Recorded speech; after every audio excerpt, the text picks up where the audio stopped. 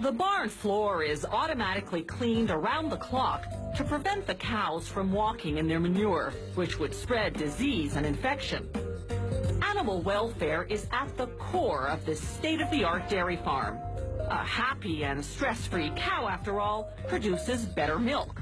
So these cows aren't confined to stalls. They walk around freely, inside or outside, eating and drinking as they please.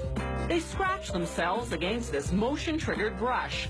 It improves their blood circulation and cleans their hides. Each cow wears an identification tag. It emits a low frequency, a different one for each animal. This enables the computerized milking system to collect data on each cow's milking habits and monitor the quality of her milk. No traditional twice-a-day milking here. The cows decide when they feel like being milked. Just like the pressure in our bladders tells us when it's time to go to the bathroom, when the cows find the pressure in their udders uncomfortable, they just mosey on down to the milking stall. The stall is designed not to force the cow into an uncomfortable or motionless position.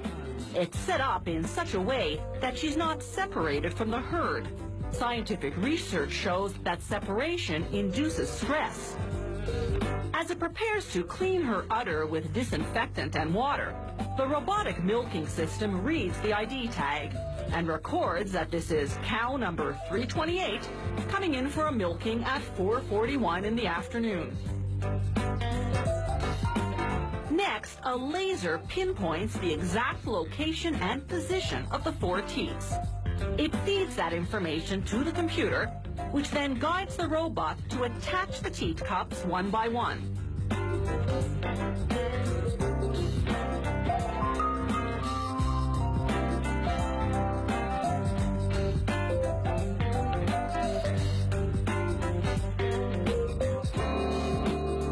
Once the robot detects the presence of milk, extraction begins, each suction cup simulating the suckling action of a nursing calf. A sophisticated machine analyzes the milk. If the quality is not up to par, or if the machine detects signs the cow has an infection, milk with elevated temperature or minute traces of blood, for example, the system automatically rejects the batch and red flags the problem cow. As the udder cleaning brushes get disinfected, the robot tracks the output of each teat separately.